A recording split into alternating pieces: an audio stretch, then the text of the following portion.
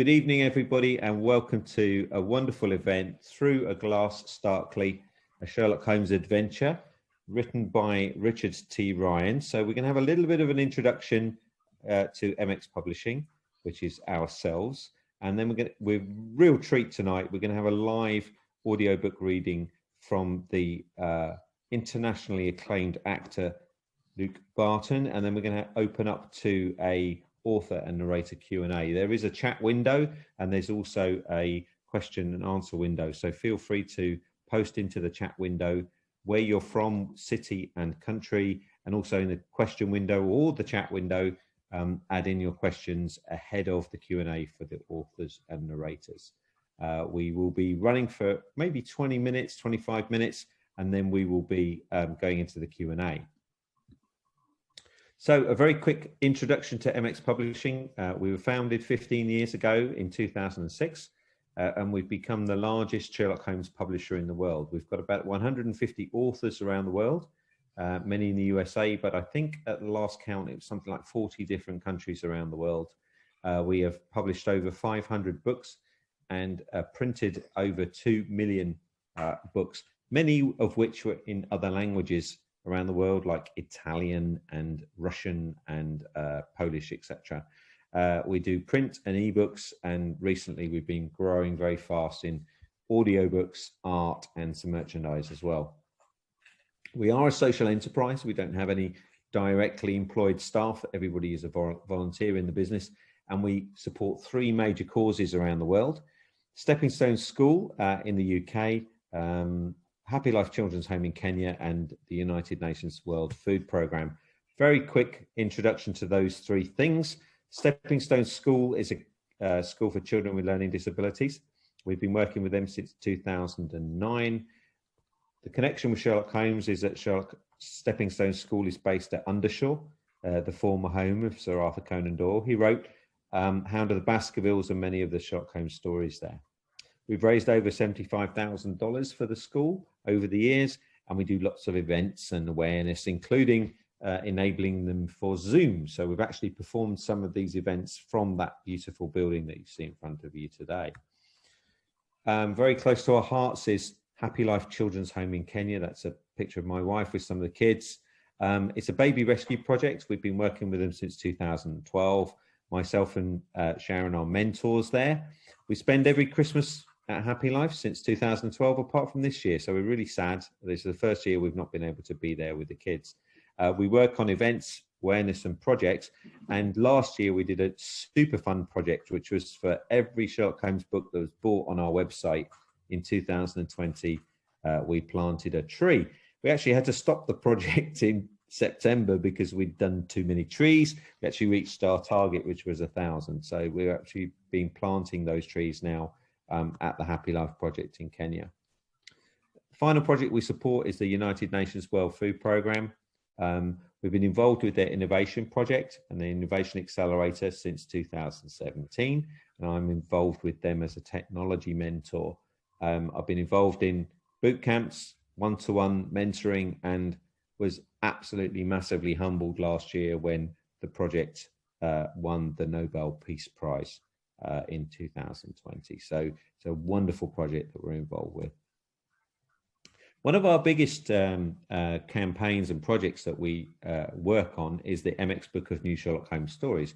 And many of you on the line will be familiar with it, and I do notice that there are a few of the authors that have participated in it on the line as well. It was launched in 2015.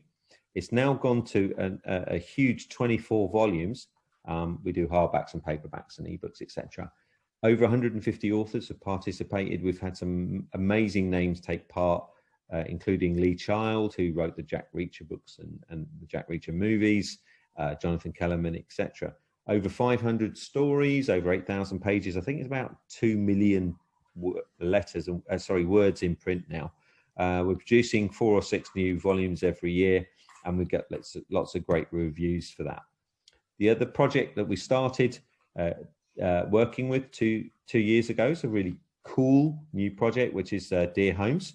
So this is a concept where every month subscribers get a letter through the post as if it was written to Sherlock Holmes, and you the subscribers compete to be the detective and try and solve the mystery from the letters, and our writers provide those cases into Dear Holmes. Another exciting project from 2019 is The Art of Sherlock Holmes, which was created and curated by a chap called Phil Growick, who's one of our authors. And this linked artists with authors to produce new pieces of art. So we've done 4 books so far and 56 pieces of art. If you go to our website, you can actually go around a virtual gallery and look at all the pieces of art. As we start to go towards Mr. Ryan, who is the subject matter expert for this evening with his novel, we also work with a big publisher in Italy called Mondadori. They're the biggest publisher in Italy, and they've been working on a project called Igalo Mondadori for the last 90 years. And for the last 5 years, they've added Igalo Mondadori Sherlock. And these are basically novels in Italian every month. We've done more than 40 novels with them, including all of Richard's novels so far. So if you are Italian speaking, you can actually read Mr. Ryan's novels in Italian. So on to the author of the evening, Richard T. Ryan. Richard is by far the most successful Sherlock Holmes novelist that we have in our group, and we're very, very proud to have kept hold of him despite the fact that his first novel became an international bestseller, The Vatican Cameos, and if you can see there on the front cover, a wonderful endorsement from the New York Times bestselling author Lee Child, who wrote the Jack Reacher series. Rich has written 5 novels. The Vatican Cameos was the first. I think one of the key things to point out for everybody is all of Rich's novels are standalone, so you can actually read them in any order that you like. Publisher's privilege, I guess. I was the first one to read this latest, and I do think it's his best as well, Through a Glass Darkly. I've actually read it 3 times, and a special prize will go out to anybody in the chat window who can guess the 2 different countries that I've read Richard's novel in. So while you're thinking about that, feel free to post up a couple of countries into the chat. It's quite a difficult question, but if you can guess it, I will send you a special prize as well. So this evening, we are very, very proud to have with us the narrator of Richard's latest novel, Luke Barton. Luke trained at the Oxford School of Drama, and he performed Sherlock Holmes on an international tour entitled The Sign of 4. He's also been in One Man, Two Governors, which is one of my favourite comedic stage plays, and also many other performances, one of them notably directed by the wonderful Brian Blessed, The Unexpected Guest in Spider's Web. So Luke has been performing lots of online performances during the pandemic, and we're really pleased to have him with us this evening to do a reading from Richard's book. So while we get Luke onto the screen to do the reading, if any of you have any questions for Richard and Luke, please post them in the chat window or the question and answer window. I'm going to stop sharing at that point, and I'm going to try and see if we can get Luke onto video. So Luke, if you switch on your video, hopefully you will come onto the screen, sir. Okay, I'm going to apologise in advance for my lockdown hair, just because in London you can't get a haircut at the moment. I didn't want to say that. It's saying unable to start video. Okay, that's really interesting. So let's see if we can force that.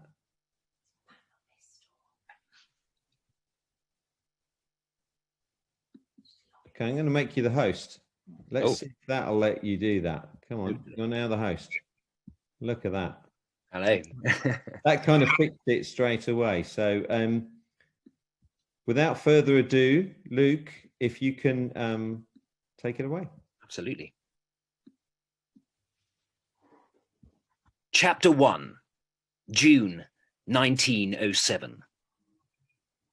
It was at the beginning of June in 1907 that Sherlock Holmes sent me a rather cryptic message indicating he might require my assistance in a matter of some delicacy. I knew that despite his retirement to Sussex a few years earlier to tend to his bees, that he had retained the rooms at Baker Street and could be found there occasionally. Truth be told, I was under the impression he had purchased the lease from Mrs. Hudson and settled a rather handsome annuity on her to remain there. In his communiqué, Holmes had requested that I meet him there on a Sunday night so we could discuss the matter over dinner, just as we had so many times in our halcyon days. Since my wife was on an extended visit to her family in Scotland, I dispatched an equally cryptic wire to her, instructing her to remain with her relatives until she had heard further from me. Upon arriving at 221B that Sunday night, Mrs. Hudson greeted me warmly and said, "Mr. Holmes instructed me to give you this as soon as you arrived. I shall have your dinner ready at 6. I trudged up the stairs to our lodgings, and after settling myself in my favourite chair, which still stood exactly where it always had, I poured myself a brandy and ripped open the envelope to discover a single sheet of paper bearing a terse message from my old friend. Watson, have been called away on business on a matter of some urgency. I may be gone for a week or more. I am counting on you to hold down the fort. I will be in touch. Feel free to make the place your own. I am assuming your wife will have no objections. Sincerely, S.H. Initially, it felt quite invigorating to be involved in the hunt once again. However, my enthusiasm soon began to wane after I had neither seen nor heard from Holmes for nearly a week. Normally, such a prolonged absence would not have overly concerned me. But Holmes had not even bothered to send a wire, much less write a letter. While his message had indicated that he expected to be gone for several days, there is a significant difference between gone and totally incommunicado. And so it was with some relief on that following Saturday evening I heard his familiar tread on the stairs. I noticed he was ascending quite slowly, and when he finally entered our lodgings, my joy at seeing my old friend was nearly offset by my concern for his appearance. Always lean, Holmes now looked almost frail. His clothes appeared to hang loosely on his frame, and his face, invariably gaunt, now seemed more lined and sallow than I could ever recall. I jumped up and said, "Holmes, what on earth?" However, he cut me off with a dismissive wave of his hand, and managing a facade of bonhomie, said, "Watson, I cannot tell you how good it is to be home. Can I get you anything?" "I should very much like a brandy," he replied. "Have you eaten?" Pausing to consider his answer, he replied, "Not in 2 or 3 days, I believe." My word! With that, I rang for Mrs. Hudson. Upon entering the sitting room, she took one look at my friend, slouched in his chair, and said, "I'll be back shortly with some nourishment for Mr. Holmes." Sipping the brandy that I had given him, I saw Holmes relax somewhat. Although I was curious, I refrained from peppering my friend with all the questions that were dashing about in my head. I knew that he would relate his adventures when he was ready, and there was nothing that could make him speak until that moment. So we passed the time in a convivial silence. Eventually, Holmes did break the stillness by remarking, "I do hope the bees are faring better than I. My neighbour has agreed to tend to them in my absence." He then relapsed into silence.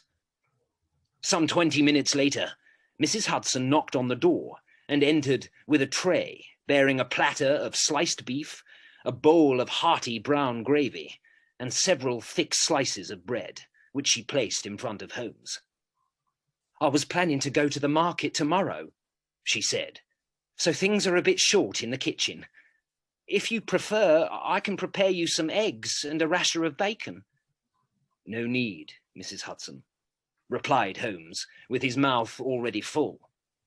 This is wonderful, but I do hope the eggs and bacon will make their way up here in the morning, along with a pot of your best coffee. Indeed they will, sir. And may I say, sir, it's good to have you home. With that, she curtsied and left. Had she stayed another few seconds, she might have seen the beginnings of a blush creep into Holmes's cheeks. I watched as he eagerly consumed everything she had been set before him. I have often remarked about my friend's seeming indifference to sustenance. All I can say, after witnessing Holmes devour the beef and sop up every last bit of gravy with the bread provided, is that every man has his breaking point. Well fed and fortified with a second glass of brandy, Holmes settled himself back into his chair and reached for his old clay pipe. I watched as he filled it with shag from the Persian slipper, and a few minutes later, it was though he had never been gone. After several more minutes had passed, he looked at me and said, I suppose some sort of explanation is in order. I merely smiled and said, that is entirely up to you. He nodded and then began.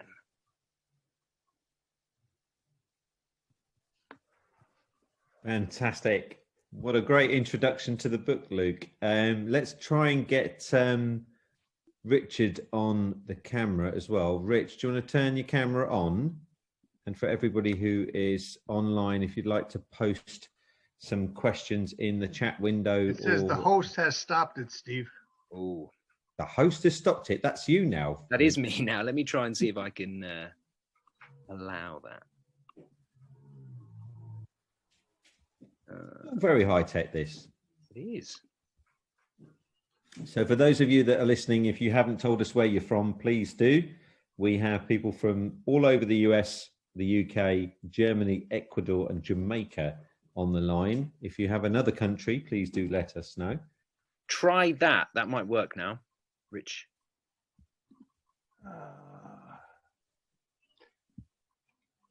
Let me see. No. Nope. Okay. So, Luke, do you want to make me the host again? Let's Absolutely. see if I can try and take that back. Just remind me how I do that. Oh, that's a good question. Reclaim host. Ah, Right. I now have the power. This could definitely, I have the power, Luke, kind of question there, isn't there?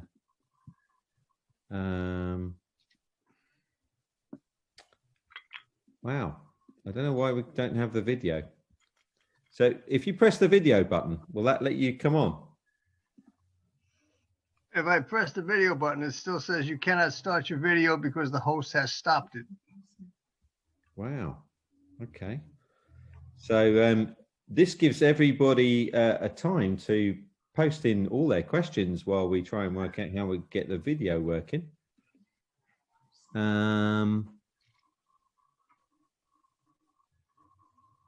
Okay. Allow panelists to start their video. Look at that. There's a button. There's even a button for that. So you should be able to start your video, chaps. Look at that. Well, we have Luke, I think, and we have. I'm in. we have a cyberlink. Oh, there we go. No, Mr. Ryan. Look at that. Here we Wonder go. of wonders. Look at that. You know, the production values, you know, I tell you what's that sound? That's Netflix phoning me saying, you know, come and direct the next big series on Netflix because your production values are so good, Mr. MX. Yeah. Right, we have questions firing in here. First one for Rich. What was your inspiration for this particular story? I don't know. I usually just sit down and start writing, and the stories take me where they want to go. And I wish I were inspired. It would make my life a lot easier. But I knew I wanted to do something with Holmes in World War One, and that's as far as I got before I started writing. Fantastic. Well, the second one is a bit of a comment and then a question for Luke. We saw Luke in The Sign of Four. Oh. In Worthing. Oh. Obviously, Worthing was your best performance. Oh, yeah. Best place to go, right? Worthing. Yeah. You know, it was a fantastic show. Are there any plans for more stage adaptations after lockdown? Oh, yes. The same company who produced The Sign of Four are planning, obviously COVID depending, a tour of the Valley of Fear, which will start touring from September this year. So obviously fingers crossed that theaters are back open and touring can happen and everything. But yeah, the next one, the Valley of Fear, is planned and booked in, and I think taking bookings from venues. So yes, there is another one on the way, and hopefully I shall be Sherlock Holmes in it. But yeah, after that reading, who else could they cast? That was fantastic. Well, thank you. No, I'm impressed. So Katie has asked, I can't remember where Katie's from, but she's going to tell us in a second. Katie has asked both of you a quick short answer. First Sherlock Holmes story you read. The first one I read, I remember, was The Adventure of the Speckled Band. The Hound of the Baskervilles. Good. And I remember being terrified by it. Yeah, you got that in common with me as well. Katie's from London, by the way. Robin, who I know is also from the UK. An observation rather than a question. The opening reminds me of the part in The Time Machine where the traveller returns from his adventures but must eat first before he could describe them. I like that. Were you inspired by that? Or No, I'm humbled that I even came close to doing something, that Wells did, but no. Fantastic. And Francine, who I think is Staten Island. Everybody on the calls from Staten Island, apart from about 3 people. So it's a good guess. Do you do all your own research, Rich? I do. I wish I could hire a researcher to make my life so much easier and make the writing go so much faster. But, I track down everything I do, and it's time consuming. Lisa has a question for you, Rich. Do you ever get writer's block, and how do you get past it? Constantly. The biggest problem that I have, as I said, is I don't plot them out ahead of time. And as a result, I get Holmes or Watson or a character into a certain situation, and I have no idea what's going to happen next. And I just got off like a 3-week writer's block. I have Holmes doing something in my next book, had no idea what was going to happen. And it literally took like 3 weeks before I went back and said, okay, this is what I can do.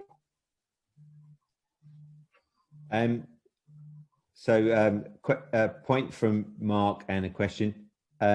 Richard's done a great job of getting the voice right in his writing, and his Watson does sound like Doyle's. Some great writers are unable to do this when they write a pastiche. Is there a method you follow to get the voice right, and is it hard to do? I'm a stickler for grammar, and I think the biggest problem that a lot of people have is you have to remember that the Victorians had a much different approach to speech and to language than we have today. We've gotten lazy in the sense that, we'll take a word like entitled, and you're entitled to your Social Security check. I'm not sure that my book is entitled to anything. So, I try to be very particular with grammar. I try to be very particular with sentence structure. I try to avoid contractions as much as possible because I don't think that's the way that they were speaking 100 years ago or 120 years ago. It's definitely difficult to write a novel-length Sherlock Holmes pastiche as well, because even Conan Doyle's 4 longer pieces were actually novellas. So Hamlet Right. Doyle's was by far the longest, but even that was, for example, half the length of your Vatican cameos. Yeah, Bob Katz, who Francine will know, basically took me to task and said, you've gotten just about everything right but the length. And I said, excuse me? He goes, it's much too long. He goes, if you're going to imitate Doyle, he goes, you have to imitate Doyle in every respect, including the length. So as a result, the subsequent books have all been within that Doylean range of about 43,000 to 59,000 words. Yeah, that it's really hard to do. I had the privilege of meeting Anthony Horowitz, and he was telling me that House of Silk was actually 2 books. He actually had to write 2 different books and weave them together to get to the length that the publishers wanted, of sort of 90,000 words, to make it viable financially, because he had to write. He tried to mirror what Conan Doyle was doing at sort of 45,000 words. He ended up writing essentially 2 stories and melding them kind of together. So, question for Luke: what was it like doing Holmes for the first time? That's a good question. It was amazing. It really is the part of a lifetime. I think playing Sherlock Holmes is every actor's dream. But having said that, he's such a complex character to play, that it was very, very challenging as well. It was challenging in the build up to kind of doing the show, during the rehearsal period. You very much feel this sort of weight of expectation of the fact that all these performers, including some obviously enormously famous performers, have played this part before you. And kind of like Doctor Who, everyone has like their own Sherlock. If you ask people grow up and they had that Sherlock when they grow up.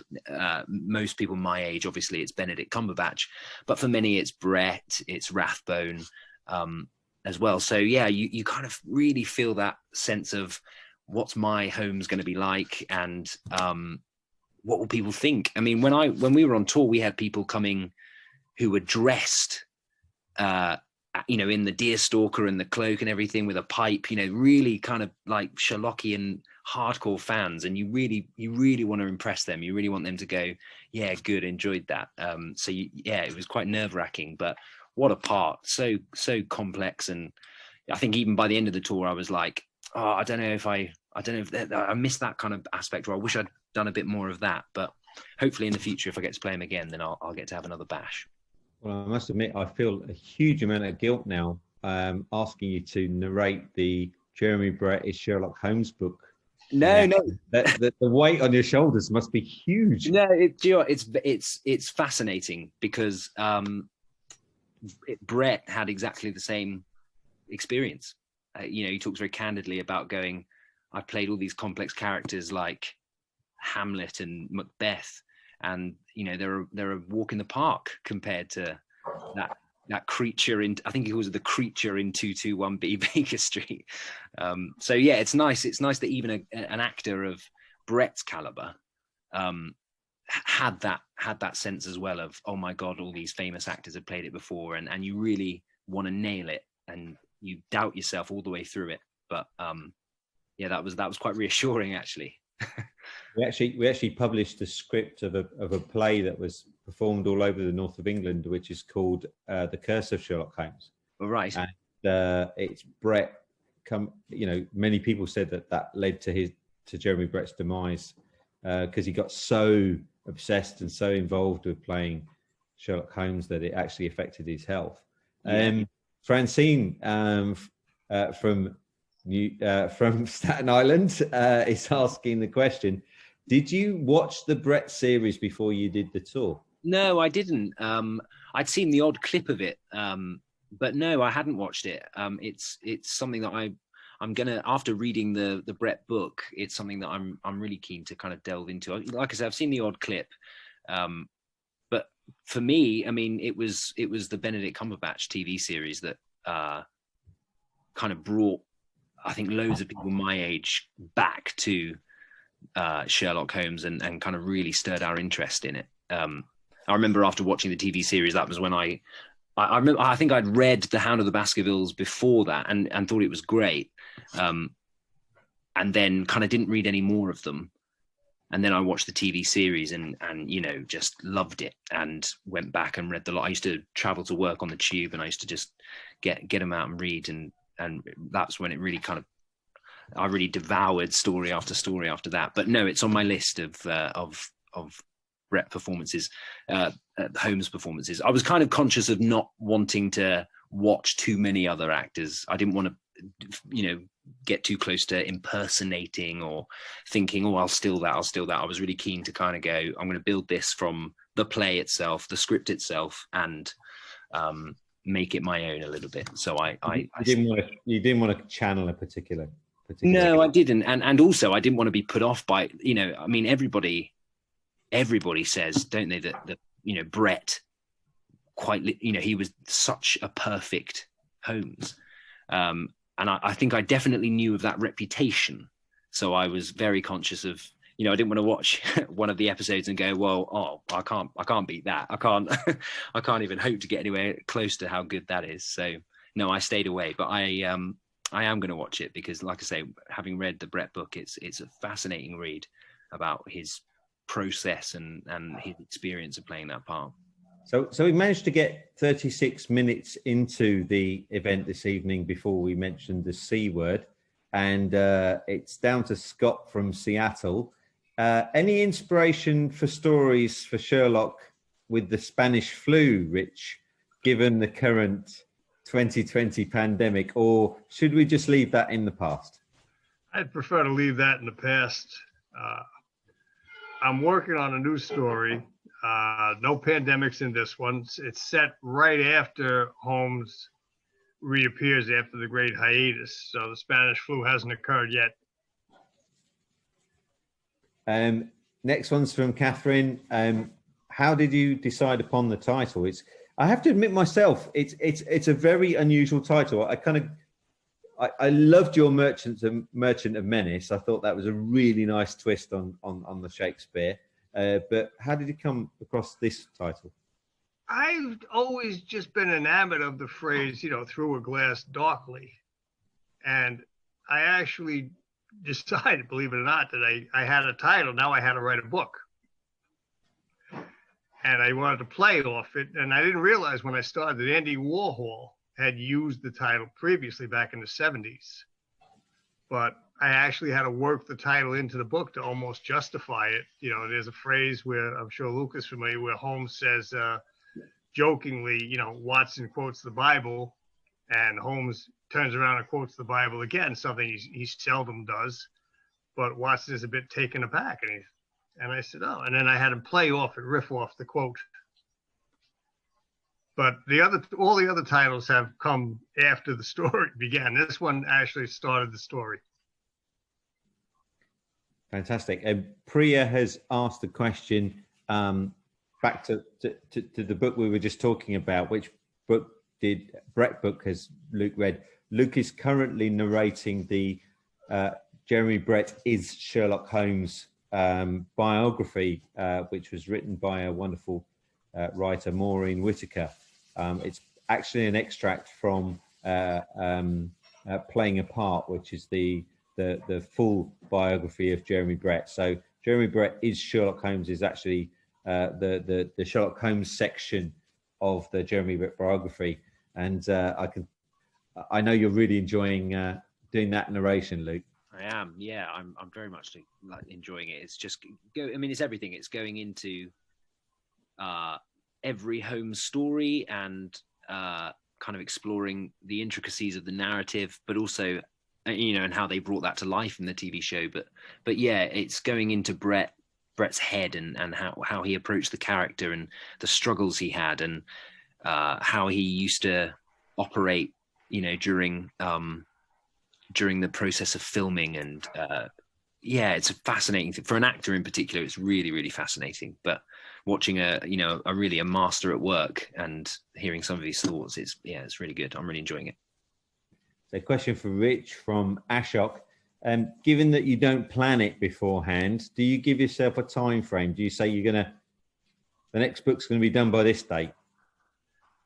Well, I set deadlines, but I have absolutely no intention of adhering to them. That's not a great statement to say to your publisher, Richard. May I say that? But I understand. I mean, I'd like to have it flexible. Yeah. I'd like to have it done by a certain date, but I'll contact you when it's done. Yes, we will be here. We will be waiting for the next one when it arrives. Another one for Luke. How much preparation or rehearsal does it take when you're recording audiobooks? Do you just kind of walk into the studio and bish, bash, bosh, bada bing, bada bong, it's done? Yeah. That's a good question. No, I mean, I always read the book first, just all the way through, and get a sense of, the mood and what's going on and the main characters and that sort of a thing. And then I go through it again, and this time I kind of really try and think about the characters and their voices, and giving them their voice, and think about. I go on YouTube and I try and listen to different voices that I can use. If I get a sense in my head of a celebrity or another actor or something, I Google that person, I listen to them speak, and I kind of then try and give that voice to the character, and then I start kind of going back and thinking, okay, yeah, that works, and then I build it in, and then I go through and I'll record, which. Yeah, I'm quite new to it, so it's a new experience. I think I'll get faster at it, but at the moment I really like to take my time with it and make sure I get, I'm very conscious of the fact that obviously Rich, has toiled over these words and has put all that effort into it. So you really want to make sure you're getting the words right and capturing the characters and the mood and the sense of what's kind of at stake in the book as well. So the longest part of the process really is the editing afterwards.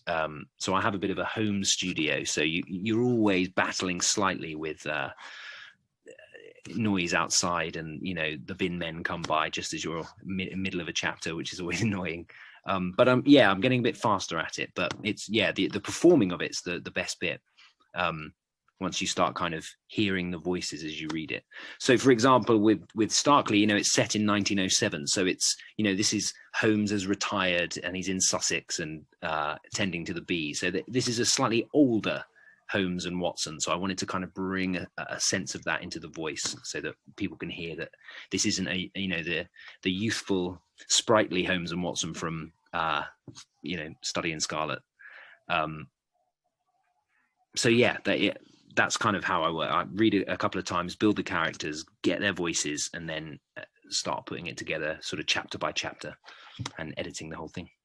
And 27 re-recordings when the Amazon driver comes along and rings the doorbell, yeah? Absolutely that, yeah, there it is. Or, yeah, obviously living in a flat, so occasionally there's, the odd bit of noisy neighbours,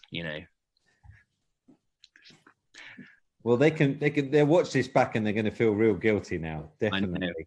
I sometimes think they're getting a bit, glass to the wall, listening in, getting a bit of a preview of the book, which I'm thinking of charging them, going around there. They may think there's a level of schizophrenia going on here. There is that. They could think I'm absolutely mad, yeah, and be calling people to come around and investigate what's going on. Question for Rich. Do you know the ending of the story? Do you work back from that, or are you surprised at the end and go, "Oh, I didn't realize that person did it"? I'm always surprised at the ending. I that sometimes that's the most difficult part, is because you need to take people by surprise to a degree. And I'm always taking myself by surprise. I say, oh yeah, I can do that. And that's the part I think that took me the longest to realize, that basically I'm God. I can do whatever I want. If you want to kill somebody off, you can kill somebody off. If you want to, keep somebody alive, if you want to make somebody a bad guy, all of a sudden you can do this. And it took me a while to realize that. And without spoiling anything for anyone, in one of my books, there was a character, and I was bound and determined that this character was going to be the villain until about page 160 when I decided he should die. And then I had to come up with a new villain. So a lesson for everybody watching today: do not annoy Mr. Ryan, because you will appear as a character in one of his novels and you will die. Yeah.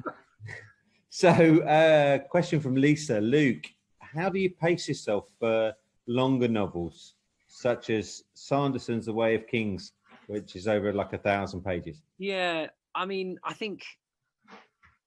in terms of the recording, it's always chapters at a time. So you can, I get through a chapter, and then depending on how I feel, if I'm kind of really into it, because narration is, you sort of, I kind of think of it as trying to make it like a little mini play.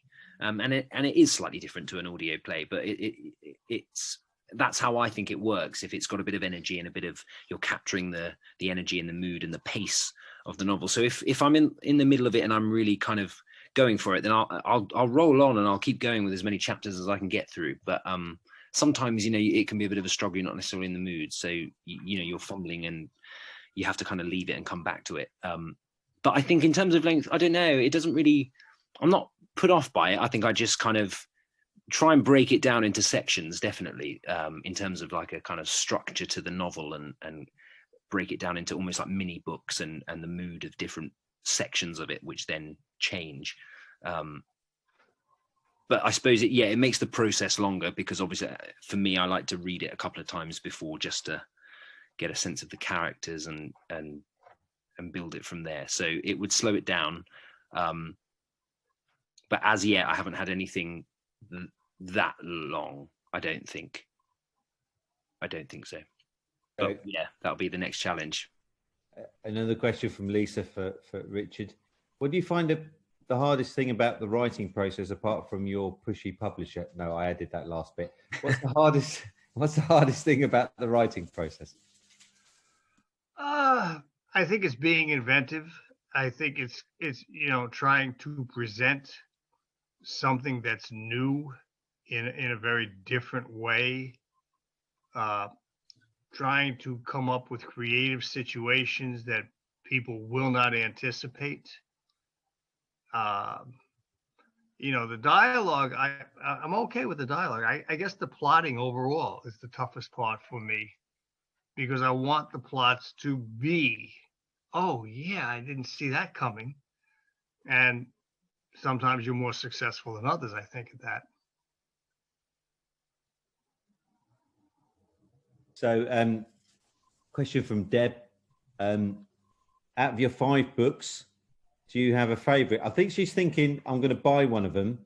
Which one should I buy? What's the best one, Rich? Or what do you like most? My wife's unabashed favorite is the Vatican Cameos. She just loves that to pieces. I'm torn between the Vatican Cameos, and I'm really, really fond of The Merchant of Menace. So those are your favorites. I mean, I like them all, but if I had to pick a favorite, I'd probably say the Vatican Cameos. Okay. And a question from Katie.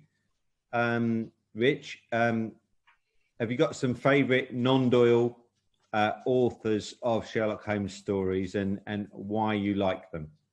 I like Anthony Horowitz. I like John Gardner. Steve Sashauer. I'll read just about anything that is Holmesian related, but the Horowitz and the Gardner, especially the Moriarty, they're particularly well done. Really, really well done. And Francine is commenting that Vatican Cameos is absolutely the best of them all. So there you go. My wife just said yay from the kitchen. Okay, that's a yay from the kitchen. Interesting question from Lisa. If you don't like Amazon, where can you buy the books, Rich? Well, if you don't like Amazon, let's see. And you can get them directly from the MX Publishing website. You can get them from iBooks. You can get them from Barnes and Nobles. You can order them from the Mysterious Bookshop in New York, of all places. That's YAWK. And just about any good bookstore, I think. I'm so pleased we're 50 minutes in and you said the words New York. Just say it one more time for me. New York. There you go. There you go. Gary says, why do you, this is for both of you, so maybe Luke first and then Rich. Why do you think Sherlock Holmes has got such amazing staying power? Oh, that's a good question. I think there's I think we love mystery. I think that the mystery genre is just so perfect, isn't it? It's so the way that the most complex of problems will be resolved by the end. It's that kind of there's something quite reassuring about that. I think generally, I think it's why Sherlock Holmes, Agatha Christie. I think it's why we love those stories so much, because we love the challenge of trying to solve them ourselves. But we really admire those characters that can piece it all together, and then we feel that lovely reassurance when it is, particularly when I think it involves murder and intrigue. It's the wrongs being set right as well. But I think particularly with Sherlock Holmes, I suppose, I mean, I was fascinated and astonished really when we were on tour with the Sign of Four. We went to the Netherlands and we went to China for a month, and it was so popular over there. They love Sherlock Holmes over there, and I thought it was amazing, and I think it's partly because, particularly with the character of Holmes, I mean, there's just something fascinating about him. He's so complex. I think everyone can kind of draw something from him that they like, that they recognize, that they see in themselves or other people that they love, and I think that relationship between Holmes and Watson, that that enduring friendship, I think is so universal and timeless as well, and again reassuring. It's that kind of, no matter how stretched their friendship can be at times, and how challenged poor old Watson can be by Holmes, that sense that they need each other and that they rely on each other is a really wonderful quality that I think speaks through all time and all culture. But yeah, it's the wonderful mix of all those things. It's the mystery, it's those brilliant, fascinating characters, and I suppose as well, Holmes it captures that mystery and mystique of Victorian London, isn't it? With its foggy streets and its dark back alleys where crime can happen. It's just the perfect environment for that as well. Rich, why is Holmes so amazingly enduring? I think the appeal is the fact that he's a hero, but there's no superpowers involved. He's not wearing a cape or a costume. He is, for all intents and purposes, an ordinary man who just happens to have an extraordinary talent. And I think each of us looks at Holmes, at least I do, and we say to ourselves in our more honest moments, if I only train myself a little bit more, I could be Sherlock Holmes. And we don't, but I like to think that, the possibility for anyone or any of us to become Holmes is always there. And I think that's why we relate to him more than we do so many other characters, why so many other characters just don't even, attain a degree of his popularity.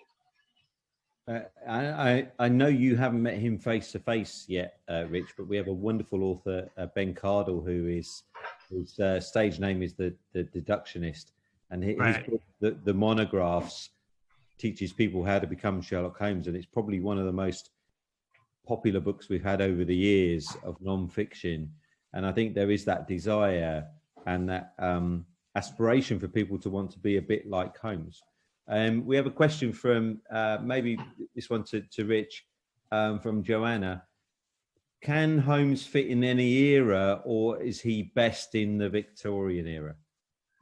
Well, obviously he can fit in any era. It's a question of how well he fits. I keep him right where I think he belongs in the Victorian era, but I mean, obviously with the Rathbone films, he's moved into the 30s and the 40s, and with the Cumberbatch TV series and the Elementary TV series, he's moved into a contemporary period.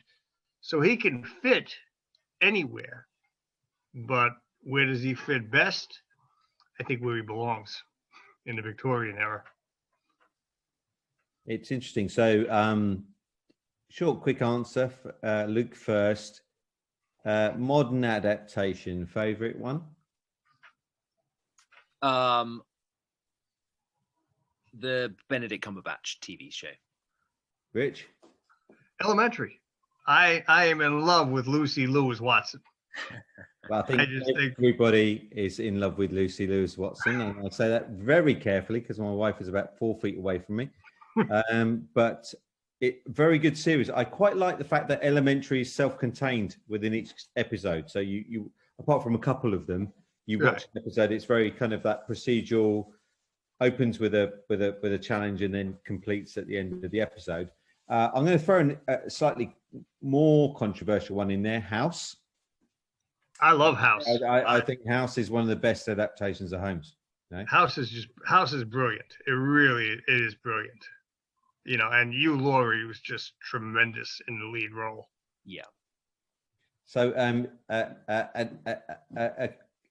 Belinda has said there is another adaptation that is better than all of those, which is Luke Barton as Holmes. So there you go. So question from Scott for both of you.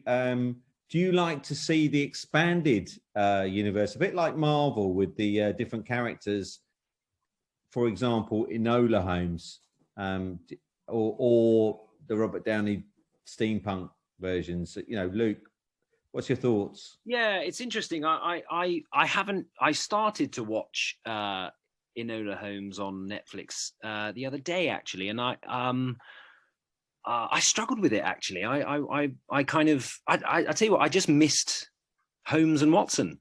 I kind of wanted them in it more and wanted to see their relationship and wanted to see.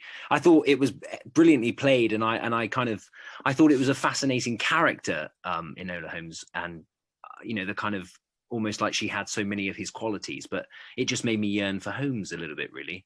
That being said, I think that having looked particularly on the MX website and looked at kind of how many stories people are writing about some of the other characters, I think there is opportunity, I think, for so many other stories to be pursued.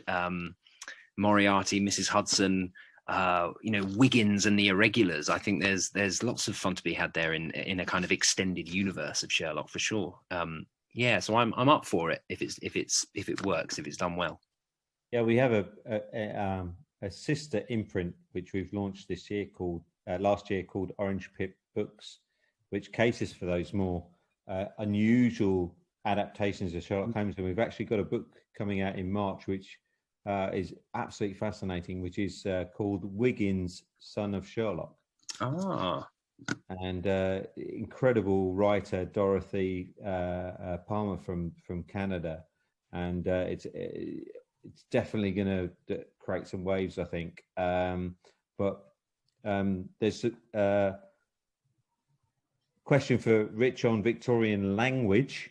Right. Do you think there is a value in this writing style outside of pastiches? To get people to go back to that more structured and formal set of writing? There might be value, but language is constantly changing, and there's nothing that any author or any individual can do to slow down that change. Words that verbs especially, are becoming, we had in English, we have the strong verbs, which run, ran, and run. And then you have the weak verbs, which form their past tense with ed. and more strong verbs are becoming weak as time goes by. And climb, the past tense of climb used to be clomb, C-L-O-M-B, and now it's climbed. And you'll find mixed takes on the past tense of dive. I'm a dove person, but I'm sure there are any number of people that prefer dived. So while I can appreciate the language for what it is and what it was, there's nothing I can do to make it.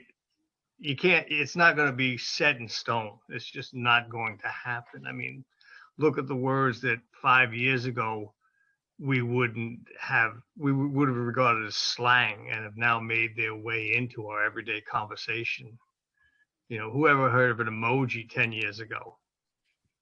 And now we know what they are and we use them. I wish we were more of a purist, but we're not. That's a very good point, Rich. We published a book under Orange Pip from Nico Vaughan, which is The Adventure of the Wordy Companion, which is an A to Z guide of Sherlockian phraseology. And she takes all of the different words from the Sherlock Holmes canon and explains what they actually mean. We had a very fun situation 2 days ago. There's a book called A Word a Day. There's a website called A Word a Day. It's the largest subscription website in the world. 400,000 people subscribe to it. And every day you get a different word and explains what that word is. So you subscribe as online, and every day they send you a different word and explain what that word means. One word a day, 365 days a year. And somebody contacted us that 2 days ago, it was the word caterwaul, which means a kind of wailing. Right. Caterwaul, a wailing, and explained what caterwaul was, and it gave a load of references as to how to say it and all these different things. And then it comes to the section of usage, and it gave a quote from a book called Home Sweet Homes by MX Publishing. Hey. So it's interesting when people look at words and the changing words, and going back to those Victorian words, there are not many current publishers that are publishing that kind of verbiage that goes back to the Victorian era. I suppose Sherlock Holmes Pastiche is one of those few situations where you're using that Victorian language. Stephanie, who is from Jamaica, has asked a question. What would you think of a Holmes story set in the Caribbean, in, say, Jamaica? With Holmes as a character, or with Holmes, or just a Holmesian? Either way, it would work. I mean, there are any numbers that have taken Holmes to America, and Jamaica's not that far. So yeah, that could certainly work fine. I think that would work very well. So Richard, I'm a method writer myself, so I only did 2 novels, but I had to be in the countries and the places where I set the novels. The first one was in Eastern Europe, the second one was in Cuba. So I actually went to those locations to write. In the same way as a method actor, Luke, gets into character, I method write, so I have to be in the places. So I see a visit to Jamaica in your future, Richard. You have to go to Cape Town, Georgetown? No. What's the capital of Jamaica? Now I'm going to go out on a limb and say We Cape already Town. embarrassed ourselves with our geography knowledge. Kingston. There we go. Kingston.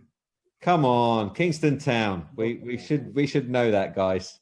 It's late. That's our excuse. It's late. Quick question from Priya, and we'll probably make this the last one, guys. If you haven't mentioned which city and country you're from in the chat window, please do let us know so that we can know how many countries are represented tonight.